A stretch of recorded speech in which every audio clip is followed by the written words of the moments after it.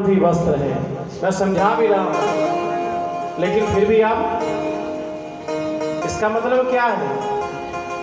अज्ञान अभी भी भीतर है, और जब तक ये भीतर है तब तक भगवत प्राप्ति नहीं हो सकती भैया। ना जाने सुनकर भी अनजान बने बैठे।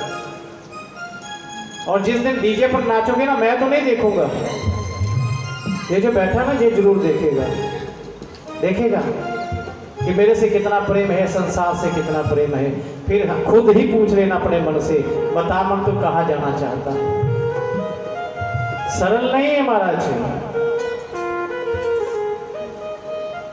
अपने गुण से भगवान को रिझाना सरल नहीं है, बहुत त्याग चाहिए इसमें। पहले तो शर्म खत्म करनी पड़ती है, फिर होता है महाराज। बोले वृंदावन बिहारी लाल की जय। भगवान इसी अज्ञान रूपी वस्त्र का हरण किया और फिर भगवान की महारास लीला शुरू हुई। भगवान ने उनको वचन दिया, क्षमा भी मंगवाई कि आज के बाद वो कभी अशुद्ध वस्त्र पहनकर स्नान नहीं करेंगे। और कहा देवियों, आपकी जो मनोकामना है ना, वो आने वाली सर्द रात्रि में आपकी मनोकामना पूर्ण होगी। आज भगवान की वही रात्रि, शरद पूर्णिमा की रात्रि, चांद पूरन बिखर रहा है।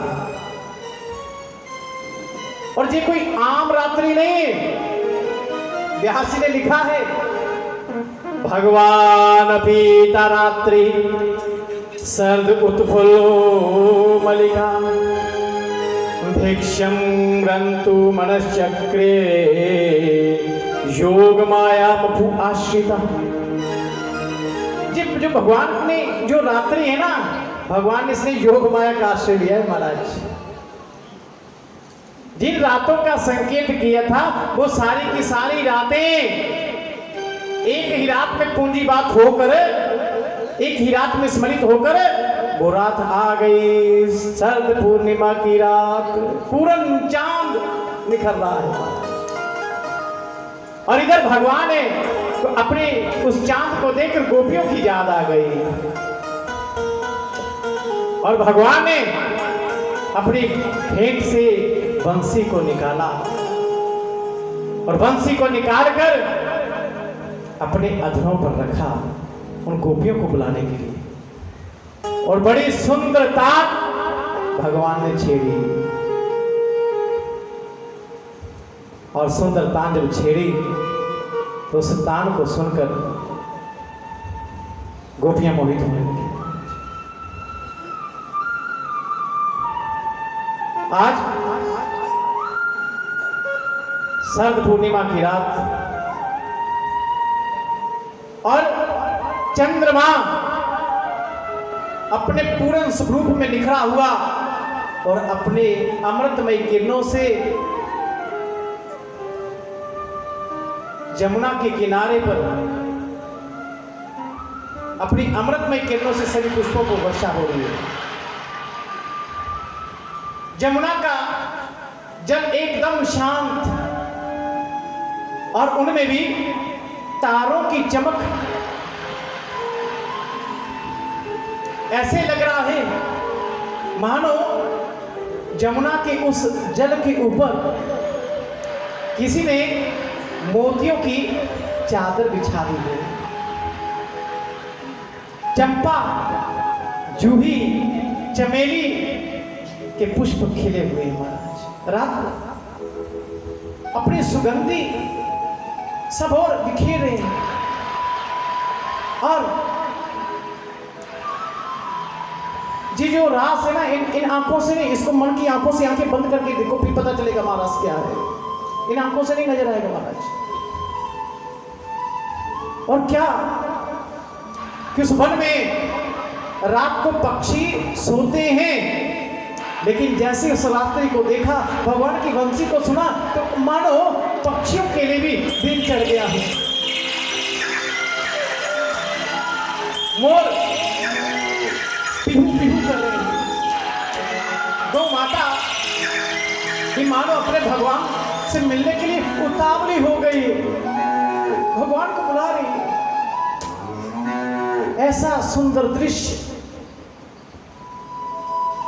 इसलिए व्यास जी ने कहा कि कोई आम रात्रि नहीं है, कि भगवान की रात्रि, भगवान की रात्रि। उस रात्रि के लिए जिसमें कई जन्मों से बिछड़े हुए दिव्य ऋषि करोड़ों जन्मों से भगवान से मिलने के लिए उस रात की वो तलाश कर रही थी।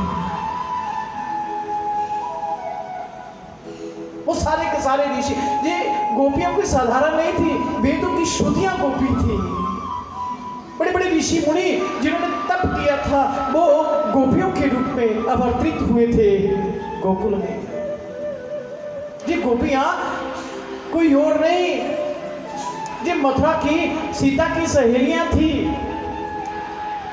जनकपुर की। जब भगवान विवाह करने के लिए आए और उनकी सुंदरता को देखा तो उन सखियों के मन में आया कि भगवान राम हमारे पति हो। राम जी जानते हैं, राम जी ने कहा इस जन्म में हमारा मेल नहीं हो सकता, जब अगला जन्म लेकर आऊंगा ना तो तुम सब गोपियों को अपनाऊंगा। वो जनकपुर की गोपियां दिव्य और इतनी सुंदर, जब बंसी की तान को सुना तो उन गोपियों के हृदय में भगवान से मिलने की लालसा एकदम उत्तेजित हो गई। महाराज, गोपियां अपने घर के काम में लगी हुई हैं, घर के काम में लगी हुई हैं, और कोई गोपी तो खीर बना रही है, लेकिन भगवान की बंसी को सुना तो महाराज जहां चीनी डालनी थी वहां एक कोली नमक डाल दिया, क्योंकि पता नहीं ना। और गोपियां इतनी उत्तेजित हो गई कि अपना उनको भान ही नहीं रहा, फटाफट तैयार होने लगी महाराज। और इतनी उतावली कि गले का हार उन्होंने पांव में डाल लिया और पांव की पायल गले में डाल ली, आंखों की काजल होंठों पर और होंठों की लाली आंखों पे, अपनी सुधि नहीं उनको, इतनी उतावली है महाराज। और इतने में गौ माता बुला रही है, बा बा कर रही है। और सास ने कहा अरे बहू तनिक सुनती हो, अरे गौ माता को कुछ डाला कि नहीं, बुला रही है। और साथ में कहा, दूसरी सास कहती है अरे बहू तुम्हारे ससुर जी खाना मांग रहे हैं, दे दो। कहाँ जी माँ जी, देती हूं। और इतनी बावरी कि घास का टोकरा रख दिया ससुर जी के आगे और रोटी की थाली रख दी गाय के आगे।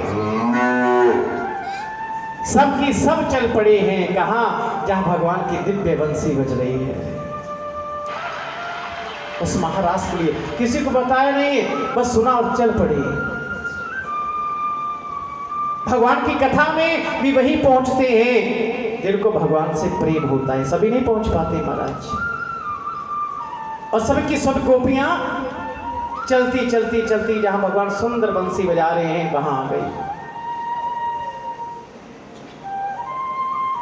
और आकर कानों के द्वारा भगवान की दिव्य माधुर्यमय उस बंसी की तान को सुनने लगी।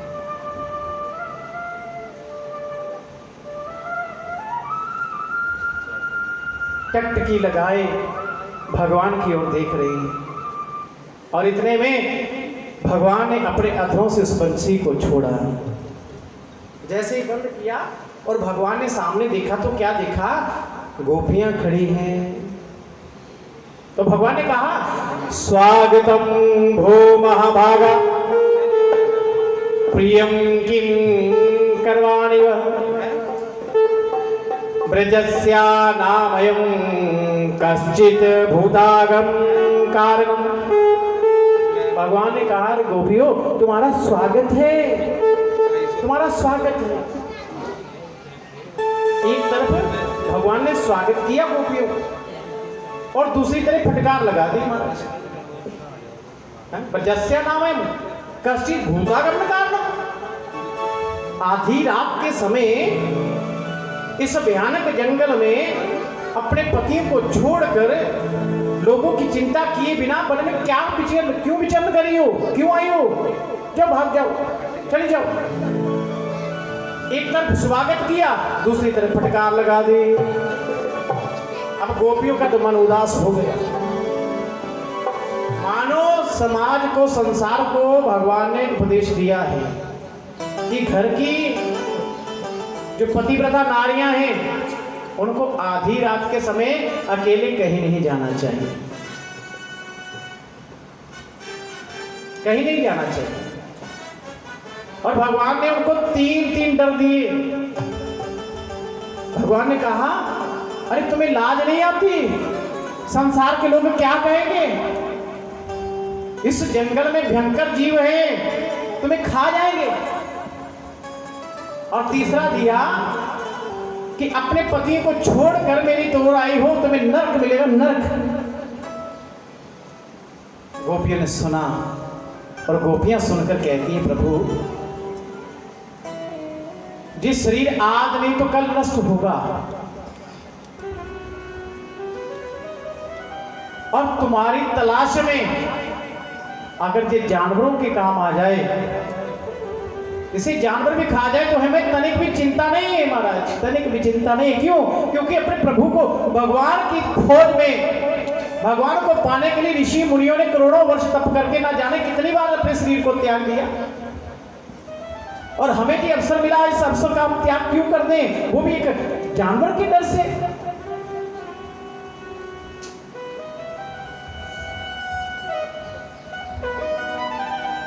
और कहा, रही संसार की बात, तो संसार ने तो सीता माता पर भी लांछन लगा दिया था, जो अग्नि की तरह पवित्र थी। तो फिर हम कौन सी गिनती में हैं प्रभु? दुख तो तब होगा जब आपको छोड़कर हम संसार की ओर जाएंगे, तब दुख है। संसार को छोड़कर आपकी शरण में आ गई है, और जो आपकी शरण में आ जाता है वो तो सबका प्यारा हो जाता है। उसे संसार की क्या चिंता? संसार कुछ भी कहे। और रही प्रभु, आपने कहा पतिव्रता नारी के लक्षण बताए कि पतिव्रता नारी को पतियों की सेवा करनी चाहिए, पति का त्याग नहीं करना चाहिए। पति चाहे जैसा भी हो, अंधा हो, लूला हो, लंगड़ा हो, पति का त्याग नहीं करना चाहिए।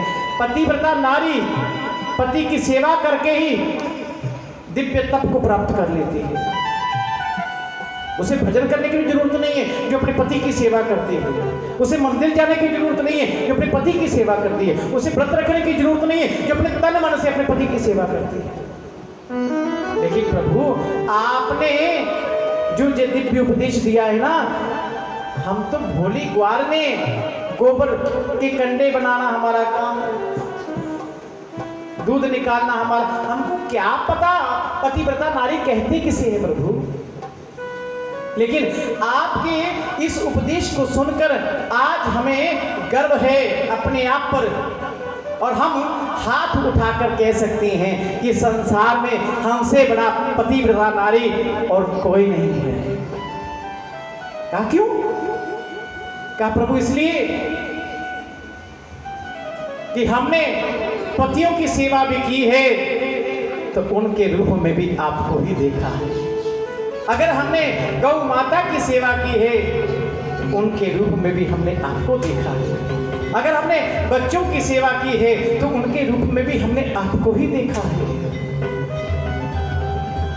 प्रभु, आप हमें एक बात बताइए, एक स्त्री का कि नई नई शादी हुई और शादी हुई है तो वो अपने पति से इतना प्रेम करती है कि उससे बिछुड़ नहीं सकती। लेकिन एक दिन समय ऐसा आया कि उसका पति विदेश जाना चाहता है, लेकिन वो पति के बिना रह नहीं सकती। उसने कहा, प्राणनाथ, मैं तो आपको भोजन खिलाए बिना भोजन नहीं करती, अब कैसे करूंगी? जब तक आपका दर्शन हो जाए तो मेरा तो दिन ही उदय नहीं होता। तो पति ने कहा चिंता ना करो, तुम मेरी तस्वीर रख लो, सुबह इसी को देख लेना, इसी की आरती उतार लेना और इसी को भोग लगाकर तुम ग्रहण कर लेना, इसी से बात भी कर लेना। प्रभु अब वो इस तस्वीर की पूजा करने लगे और एक दिन ऐसा आया कि उसका असली पति घर वापिस आ गया और वो दरवाजे पर है। उसने दरवाजे को खटखटाया है,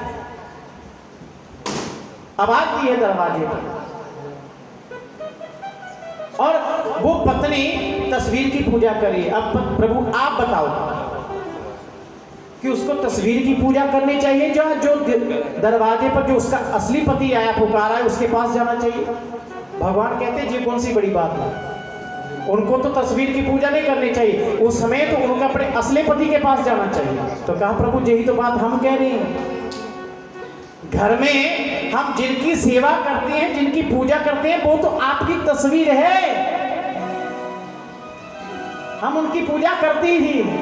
लेकिन जब आपने हमारे असली पति ने हमको बुलाया है तो क्या हमको उस तस्वीर की पूजा करनी चाहिए या अपने असली पति के पास में आना चाहिए? भगवान ने जब उनका दिव्य भाव सुना तो प्रेम में विहल हो गए। और भगवान ने उनके साथ रास लीला प्रारंभ की। राधा रानी भी साथ में जमुना के तट पर रास लीला शुरू हुई। और महाराज रास लीला करे, एक दूसरे की ओर देखते हैं। भगवान कभी जाते जाते एक दूसरे को छेड़ देते हैं, उनका प्रेम हो जाता है। कभी जाते जाते किसी को प्रेम से मुस्कुराकर देख लेते हैं। अब सब गोपियां बाबरी हैं, उनको मन में ये हो रहा है कि भगवान हमसे दुनिया में सबसे ज्यादा प्रेम करते हैं। लेकिन बीच में इंसान के शर्म भी रहती है।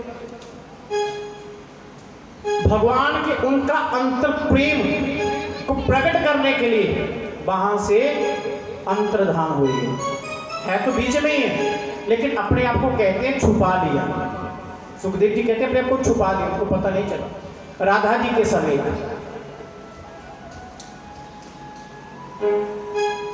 जब वहां से अंतर्धान हो गए, अंतर्धान का मतलब उनके हृदय का जो भाव है वो अंतर और शुद्ध करने के लिए वहां से कुछ लीला प्रारंभ की है कि उनका प्रेम, हृदय का प्रेम प्रकट हुआ। तो राधा रानी को लेकर निकले और गोपियां विरहा में तड़प रही हैं महाराज। और जाते जाते भगवान श्री कृष्ण राधा जी को साथ में लेकर पीछे की ओर मुड़ मुड़ के देख रहे हैं, मानो कह रहे हैं कि मैं इनसे दूर नहीं होना चाहता, लेकिन इनके अंतरंग भाव को प्रकट करने के लिए मैं ये लीला कर रहा हूं। और गोपियों ने जब देखा कि भगवान हमसे रूठ गए, हमसे अंतर्धान हो गए, तो विरहा में पागल हो गए, भगवान की लीलाओं का अनुसरण करने लगी। कोई कृष्ण बनकर बंसी बजाने लगी, कोई कालिया नाग का दहन करने लगी, किसी ने कोई छोटा सा पत्थर उठा लिया और भगवान की तरह मानो गोवर्धन लीला करने लगी। बावरी हो गई, बावरी।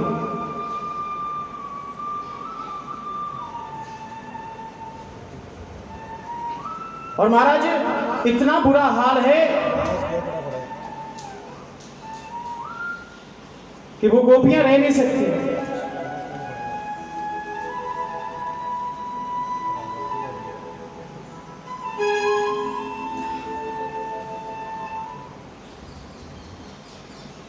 और गोपियां इतनी बावरी हैं,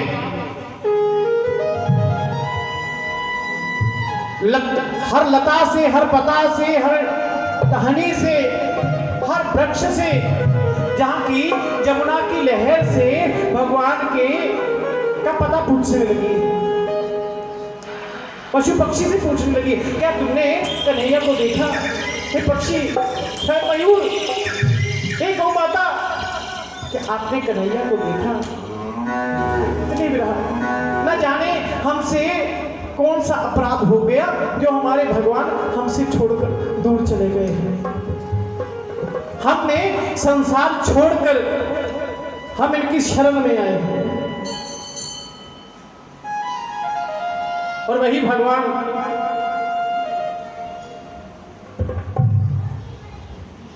आज हमको छोड़कर न जाने कहां चले गए और कह रही है, हो मैंने तेरे लिए छोड़ा जग सारा,